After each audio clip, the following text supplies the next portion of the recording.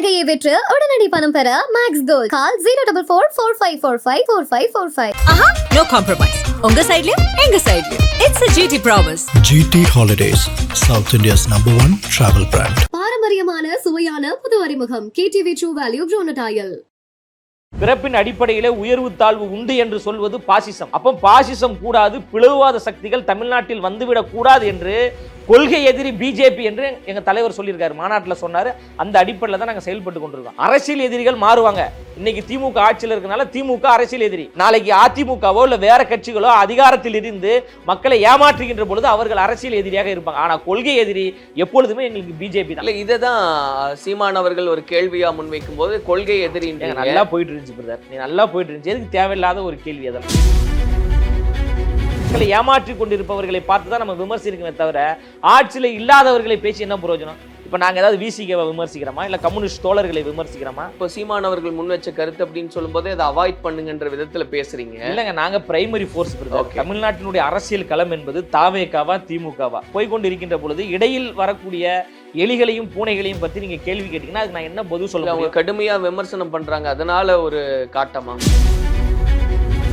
வாக்குறுதிகளை சொல்லி ஏமாற்றிய திமுகவை பார்த்து கேள்வி கேட்காமல் மாற்றத்தை உருவாக்கக்கூடிய, மாற்றத்தை ஏற்படுத்தக்கூடிய தாவேகாவை எதிர்த்து பேச வேண்டிய தேவை எங்கிருந்து வந்தது நம்ம கேட்கிறோம். வெறும் உங்களுக்கு நாங்க எதிர்ப்பு, நாங்க உங்களுக்கு மாற்று சக்தியா நாங்க வரோம்னு சொல்லிட்டு இருக்கிறத விட இந்த செயல் திட்டங்கள் அப்படின்றது என்ன அப்படின்றாங்க தலைவர் அவர்கள். அந்த செயல் திட்டங்களை குறித்தும் அந்த பிரச்சனைகள் குறித்து பேசும்போது தான் அது ஒரு மிகப்பெரிய ஒரு தாக்கத்தை தமிழ்நாட்டில் இல்ல அந்த செயல் திட்டம் இப்பதான் தயாராயிட்டு இருக்குன்னு சொல்ல வரேன். இந்த மதுரை மாநாட்டில் விஜய் அவர்கள் பேசும்போது கூட இந்த முகம்தான் எல்லா தொகுதியிலையும் இதை அடையாளப்படுத்தியே நீங்க வாக்கு செலுத்தலாம் அப்படின்னு பேசுறாரு. அப்ப இது கூட கிட்டத்தட்ட ஒரு மன்னராட்சி தான். மன்னராட்சிலாம் கிடையாதுங்க, அடையாளம். தலைவர் தளபதி அவர்கள் எங்க கட்சிக்கான அடையாளம். தலைவர் தளபதி அவர்கள் தமிழ்நாட்டினுடைய அடையாளமாக இருக்கிறார், ஒரு நம்பிக்கையின் முகமாக. மன்னர்ன்ற வார்த்தைக்கு பதில் அடையாளம்ன்ற வார்த்தை வச்சு 2021 அவங்க ஆட்சிக்கு வந்தாங்க.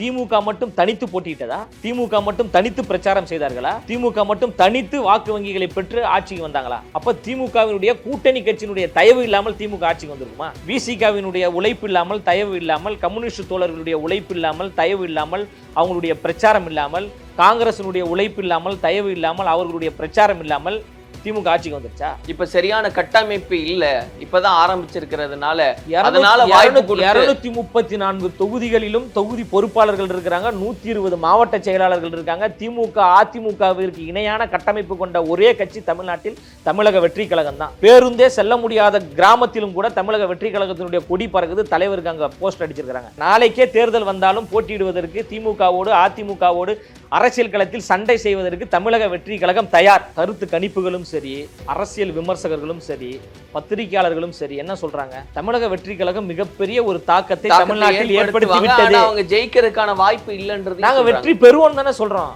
அதற்கான சூழலை நாங்கள் தான் உருவாக்கிட்டோம். அது நான் சொல்றது, இப்ப நாங்க எந்த ஒரு கட்சி வந்தாலும் நாங்க ஆட்சியை பிடிப்போம்னு சொல்றது இயல்பு தான். அப்படி இருக்கும்போது அதை நீங்க ரொம்ப அதீதமா நம்பி பேசுறீங்க. முதல் மாநாடு, அதுக்கப்புறம் மதுரையில் நடைபெற்ற 2வது மாநாடு, இதுல எல்லாம் மேம்போக்கான ஒரு அரசியல் கருத்துக்களை தான் முன்வைக்கிறாரே தவிர்த்து ஒரு ஆழ்ந்த ஒரு அரசியல் கருத்துக்களை இன்னும் அவர் முன்வைக்கிறது இல்லை அப்படின்ற ஒரு விமர்சனத்தை வைக்கிறார். மேம்போக்கான கருத்து, ஆழ்ந்த கருத்துன்னு என்ன கருத்து இருக்கு சொல்லுங்க. இல்ல இப்போ நீங்க விமர்சிக்கும் போதே பாஜக திமுக அப்படின்றத ஒரு ஆமா இவங்க 2 பேர் தான் அப்படின்றத தவிர எந்த கொள்கையை நாங்க வச்சு செயல்படுத்த போறோம், ஏன்னா இந்த கொள்கைக்கு மாற்று அப்படின்னு நீங்க சொல்றீங்க. உங்களுடைய கொள்கை என்னன்னு சீமானன் எல்லாம் கேட்கிறாரு. அப்போ என்ன பொருள்? முதல் மாநாட்டில் எங்க தலைவர் வெளிப்படையாக சொல்லிட்டாங்க, எங்களுடைய கொள்கை என்பது சமூக நீதி, எங்களுடைய கொள்கை சமத்துவம் என்பது எங்களுடைய கொள்கை, பெண்ணுரிமையை மீட்க வேண்டும் என்பது எங்களுடைய கொள்கை, தமிழ்நாட்டினுடைய மாநில சுயாட்சி மீட்கப்பட வேண்டும் என்பது எங்களுடைய கொள்கை, சென்னை உயர்நீதிமன்றத்தின் வழக்காடு மொழியாக தமிழ் மொழியை கொண்டு வர வேண்டும் என்பது எங்களுடைய கொள்கை, எல்லோருக்கும் எல்லாம் கிடைக்க வேண்டும் என்பது எங்களுடைய கொள்கை, பிறப்புக்கும் எல்லா உயிருக்கும் என்கின்ற சமத்துவத்தை போதிக்கக்கூடியது எங்களுடைய கொள்கை. பிறப்பின் அடிப்படையிலே உயர்வு தாழ்வு உண்டு என்று சொல்வது பாசிசம். அப்போ பாசிசம் கூடாது, பிளவுவாத சக்திகள் தமிழ்நாட்டில் வந்துவிடக் கூடாது என்று கொள்கை எதிரி பிஜேபி என்று எங்க தலைவர் சொல்லியிருக்காரு, மாநாட்டில் சொன்னாரு.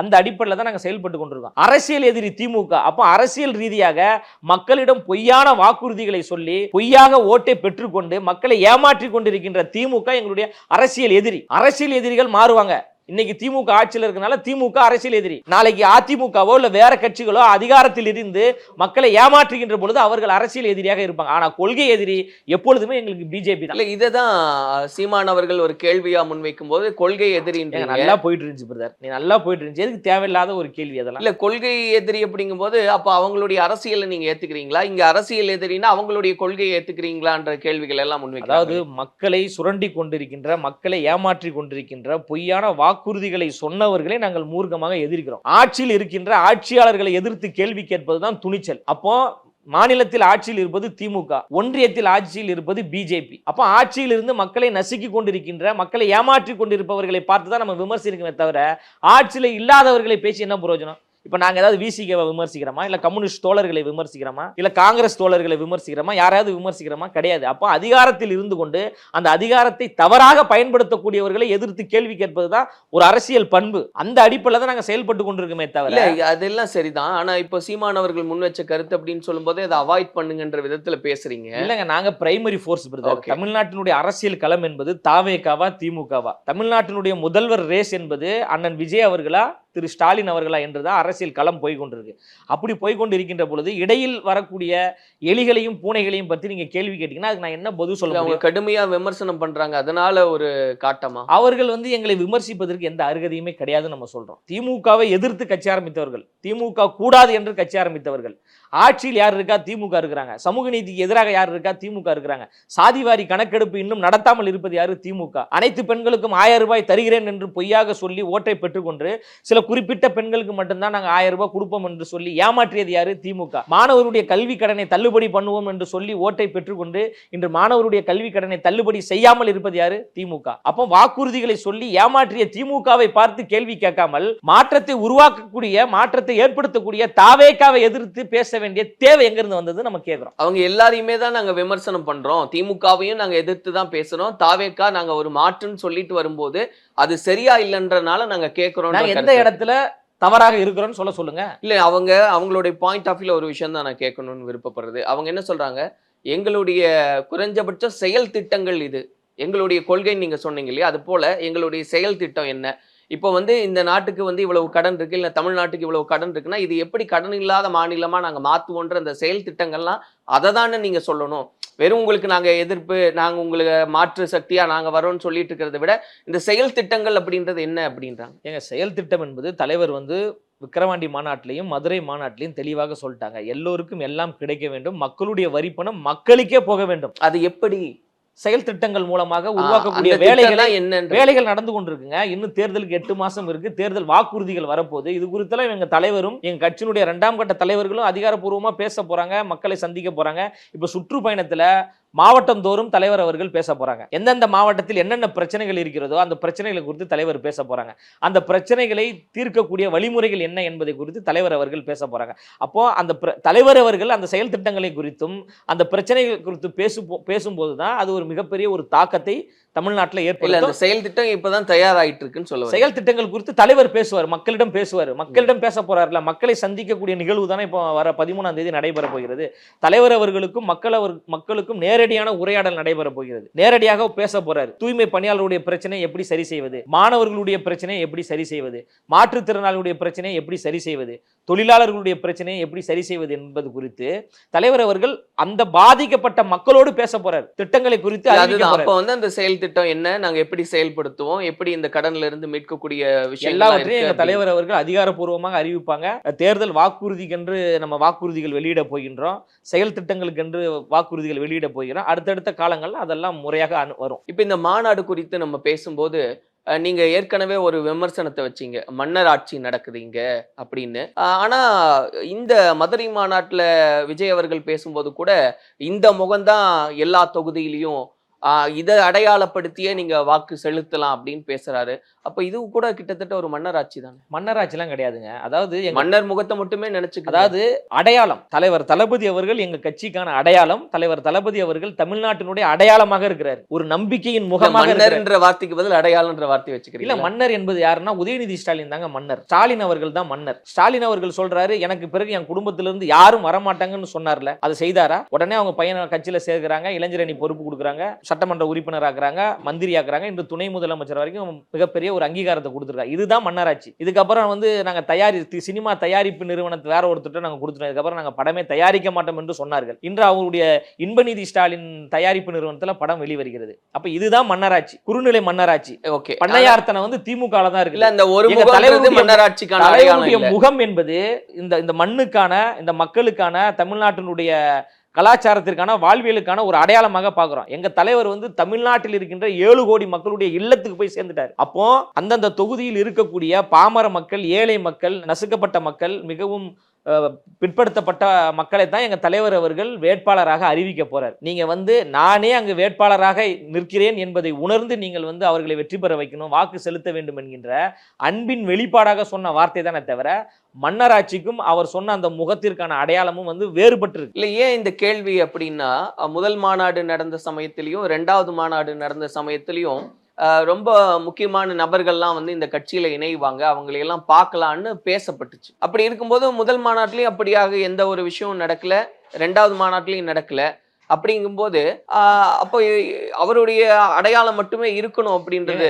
எங்க கட்சியினுடைய முக்கியமான ஒரு நபரே எங்க தலைவர் தாங்க, அண்ணன் விஜய் அவர்கள் தாங்க. நான் திரும்பவும் இந்த ஊடகத்தின் வாயிலாக சொல்றேன், எங்களுடைய அடையாளமே எங்க தலைவருடைய முகம் தான், அவருடைய பெயர் தான். விஜய் என்கின்ற 3 எழுத்து தான் தமிழ்நாட்டில் மிகப்பெரிய புரட்சியை ஏற்படுத்த போகுது. எப்படி அண்ணா என்ற 3 எழுத்து தமிழ்நாட்டில் எழுச்சியும் புரட்சியும் ஏற்படுத்தியதோ, எம்ஜிஆர் என்ற 3 எழுத்து தமிழ்நாட்டில் மிகப்பெரிய எழுச்சியும் புரட்சியும் ஏற்படுத்தியதோ, 2026 விஜய் என்கின்ற 3 எழுத்து தான் எழுச்சியும் புரட்சியும் ஏற்படுத்த போகுது. அதுதான் எங்களுக்கான அடையாளம். அந்த அடையாளத்தை வைத்து தான் மிகப்பெரிய ஒரு மாற்றத்தை நாங்க உருவாக்க போறோம். வேற யாருக்கும் இடம் இல்ல. எங்க கட்சியினுடைய முக்கியமான தலைவரே எங்க தலைவர் தானே. மாற்று கட்சியில இருந்து பலர் வந்திருக்காங்கல்ல. திமுகவினுடைய முன்னாள் சட்டமன்ற உறுப்பினர் வந்திருக்காங்க, அதிமுகவினுடைய முன்னாள் சட்டமன்ற உறுப்பினர்கள் வந்திருக்காங்க, முன்னாள் நீதிபதிகள் கட்சியில இணைஞ்சிருக்காங்க, அரசு துறையினுடைய வேலையை வேண்டாம் என்று சொல்லிவிட்டு IRS அதிகாரி ஒருவர் எங்க கட்சியில இணைஞ்சிருக்காங்க. பல முக்கியமான ஆளுமைகள் கட்சியில் இணைந்து கொண்டுதான் இருக்கிறாங்க. வரும் காலங்களில் மிக முக்கியமான ஆட்கள் எல்லாம் கட்சியில் வரக்கூடிய வேலைப்பாடுகள் நடந்து கொண்டிருக்கு. இந்த சமூகத்திற்காக பல்லாண்டுகள் உழைத்த சமூக செயல்பாட்டாளர்கள், முக்கியமான ஆளுமை கொண்டவர்கள் எல்லாம் கட்சியில் வரக்கூடிய வேலைப்பாடுகள் நடந்து கொண்டிருக்கு. மிக விரைவில் அதற்கான அறிவிப்புகள்லாம் வரும். இந்த மாநாட்டை ஒட்டி நம்ம பேசுறதுனால பெரிய அளவில் வந்து நாங்கள் இந்த கட்சிகளோட கூட்டணிகள்லாம் போக மாட்டோம் அப்படின்றது தான் அதிகபட்சமாக பேசப்பட்ட கருத்து. ஆனால் கோயம்புத்தூர்ல ஒரு முறை பேசும்போது விஜய் அவர்கள் சொன்னது வந்து டிவிக்கே வந்து எதுக்கும் சமரசம் செய்யாது, ஆனால் மக்களுடைய நல்லதுக்கு தேவைன்னா எந்த எக்ஸ்ட்ரீம்ல வேணாலும் நாங்கள் போவோம்னு ஒரு வார்த்தையை அங்கே கோட் பண்றாரு. என்ன பொருள் அதுக்கு? அதாவது உண்மையான ஒரு சமூக நீதியை தமிழ்நாட்டில் நிலைநிறுத்த வேண்டும் என்று சொல்றாரு. இப்ப சமூக நீதி என்பது சம வாய்ப்பு சம உரிமை என்பதுதான் சமூக நீதி. அதனாலதான் எங்க தலைவர் விக்கிரவாண்டி மாநாட்டிலையும் சரி, மதுரை மாநாட்டிலையும் ஒரு வார்த்தையை அழுத்தம் திருத்தமாக மீண்டும் மீண்டும் அவர் சொல்றாரு, ஆட்சியிலும் அதிகாரத்திலும் நான் பங்கு கொடுப்பேன் என்று எங்க தலைவர் சொல்வதற்கான காரணம் என்னன்னா, அதுதான் உண்மையான ஒரு சமூக நீதி. இப்ப திமுக ஆட்சியில் இருக்கிறாங்க, 2021 அவங்க ஆட்சிக்கு வந்தாங்க. திமுக மட்டும் தனித்து போட்டியிட்டதா? திமுக மட்டும் தனித்து பிரச்சாரம் செய்தார்களா? திமுக மட்டும் தனித்து வாக்கு வங்கிகளை பெற்று ஆட்சிக்கு வந்தாங்களா? அப்ப திமுகவினுடைய கூட்டணி கட்சியினுடைய தயவு இல்லாமல் திமுக ஆட்சிக்கு வந்திருக்குமா? விசிகாவினுடைய உழைப்பு இல்லாமல், தயவு இல்லாமல், கம்யூனிஸ்ட் தோழர்களுடைய உழைப்பு இல்லாமல், தயவு இல்லாமல், அவங்களுடைய பிரச்சாரம் இல்லாமல், காங்கிரசினுடைய உழைப்பு இல்லாமல், தயவு இல்லாமல், அவர்களுடைய பிரச்சாரம் இல்லாமல் திமுக ஆட்சிக்கு வந்துருச்சா? அப்ப இவர்களுடைய உழைப்பை எல்லாம் பெற்றுக்கொண்டுதான் திமுக ஆட்சிக்கு வந்தது. ஆனா அதிகாரத்தில் யார் இருக்கா? திமுக இருக்காங்க. அமைச்சரவையில் யார் இருக்கா? திமுக இருக்கிறாங்க. இது வந்து சமூக நீதியா சமூக அநீதியா? நீங்க சொல்லுங்க. இல்ல இது வந்து உண்மையாவே சமூக நீதிக்கான பார்வைதானா இல்ல வந்து சமூக இல்ல, நான் இப்ப உங்கள்கிட்ட கேட்டேன்ல, இது வந்து சமூக நீதியா சமூக அநீதியா? கூட்டணி கட்சியினுடைய உழைப்பை சுரண்டி கொண்டு நீங்க மட்டும் அதிகாரத்தில் இருந்து கொண்டு கூட்டணி கட்சிகளை முடக்கக்கூடிய, அவர்கள் வளர்ந்துவிடக் கூடாது என்பதில் திமுக உறுதியாக இருக்கு. அப்போ இது கூடாது, உண்மையான ஒரு சமூக நீதியை தமிழ்நாட்டில் உருவாக்க வேண்டும். ஐயா அண்ணா அவர்கள் எதிர்பார்த்த சமூக நீதி, தந்தை பெரியார் அவர்கள் எதிர்பார்த்த சமூக நீதி, அண்ணல் அம்பேத்கர் அவர்கள் எதிர்பார்த்த சமூக நீதியை 2026 அண்ணன் விஜய் அவர்கள் தமிழ்நாட்டில் நிலைநிறுத்த போறாரு, கொடுக்க போறாரு. அதுல நாங்க உறுதியாக இருக்கிறோம். எங்க தலைமையை ஏற்றுக்கொண்டு, அண்ணன் விஜய் அவர்களுடைய தலைமையை ஏற்றுக்கொண்டு யாரெல்லாம் கொள்கை சார்ந்து யாரெல்லாம் வருகிறார்களோ அவர்களை எல்லோரையும் தாயுள்ளத்தோடு எங்க தலைவர் அவர்கள் அரவணைப்பார், ஏற்றுக்கொள்வார். அவர்களுக்கு அதிகாரத்தில் பங்கு கொடுப்பார், ஆட்சியில் பங்கு கொடுப்பார், அவர்களுக்கு உண்டான முறையான மரியாதையை கொடுப்பார். உழைப்புக்கேற்ற அங்கீகாரத்தை கொடுப்பதுதான் உண்மையான ஒரு சமூக நீதி.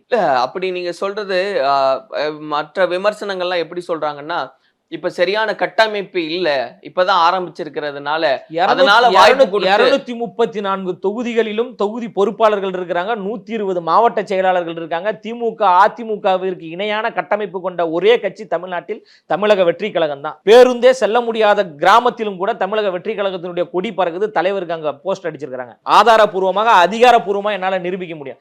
எந்த இடத்துல கட்டமைப்பு இல்லைன்னு நீங்க சொல்லுங்க, ஏதாவது ஒரு இடத்துல சொல்லுங்க. எந்த தொகுதியில தாவேக இல்லைன்னு சொல்லுங்க. இல்ல எல்லா இடத்துக்கும் கேண்டிடேட் போற்ற முடியுமா அப்படின்றதான் திரும்ப 234 தொகுதிகளில் போட்டியிடுவதற்கு போட்டியாளர்கள் தயாருங்க, இப்பவே தயார் நிலையில் இருக்கிறாங்க. நாளைக்கே தேர்தல் வந்தாலும் போட்டியிடுவதற்கு திமுகவோடு அதிமுகவோடு அரசியல் களத்தில் சண்டை செய்வதற்கு தமிழக வெற்றி கழகம் தயார். இல்ல நீங்க சொல்லிக்கிட்டே இருக்கீங்க டிஎம்கேவா டிவிகேவா அப்படின்றதுதான் இந்த முறை இருக்க போகுதுன்னு.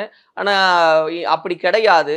ஏன்னா இங்க இருக்கக்கூடிய களம் அப்படின்றதே வந்து திமுகவா அதிமுகவான்றதுதான் முதன்மையான ஒரு போட்டியா இருக்குமே தவிர்த்து மற்ற கட்சிக்கு அங்க பெரிய ஸ்பேஸ் இல்லை அப்படின்றதுதான் இவ்வளவு காலம் சொல்லப்பட்டது. இப்பவும் அதை தான் சொல்றாங்க. அதை எப்படி பாக்குறீங்க? தமிழ்நாட்டினுடைய அரசியல் களம் 2026 அரசியல் களம் என்பது தாவேகாவா திமுகவா, தாவேகா கூட்டணியா திமுக கூட்டணியா, பண்ணையார்களா பாமர மக்களா? பண்ணையாருக்கும் பாமர மக்களுக்கும் இடையே நடக்கின்ற அரசியல் போர் தான் 2026. இதில் வெற்றி பெற போறது யார் என்பதை தான் தமிழ்நாட்டு மக்கள் தீர்மானிக்க போறாங்க. தமிழ்நாட்டு மக்கள் முடிவு செய்தால் மட்டும்தான், தமிழ்நாட்டு மக்கள் ஓட்டு போட்டாதான் யார் முதலமைச்சர்னு தெரியும்.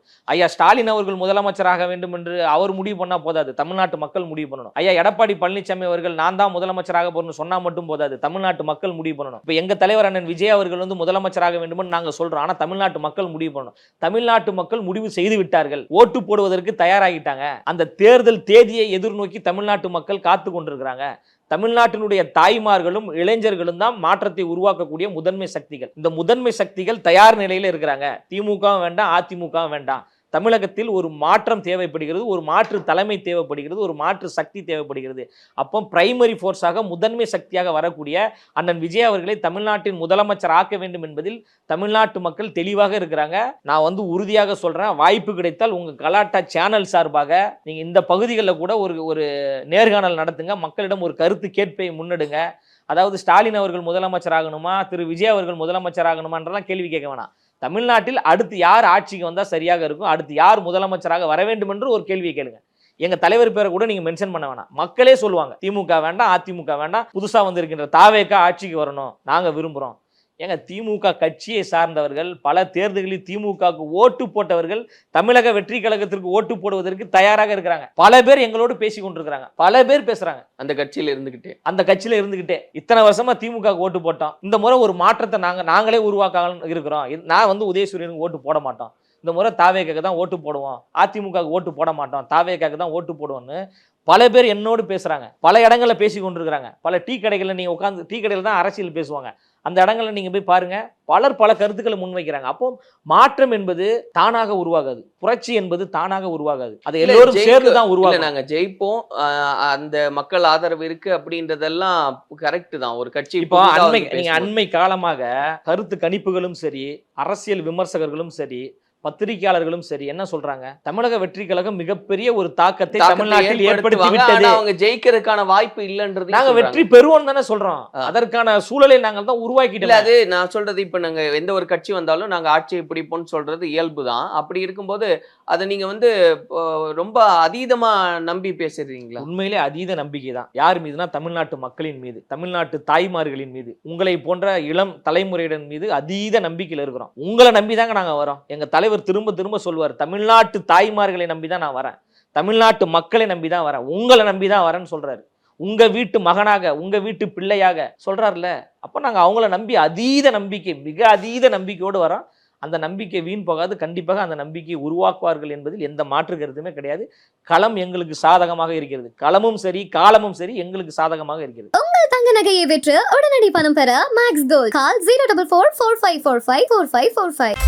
No compromise. உங்க சைடுலயும் எங்க சைடுலயும். It's a GT promise. GT Holidays, South India's #1 travel brand. பாரம்பரியமான சுவையான புது அறிமுகம் KTV True Value Grown Tile.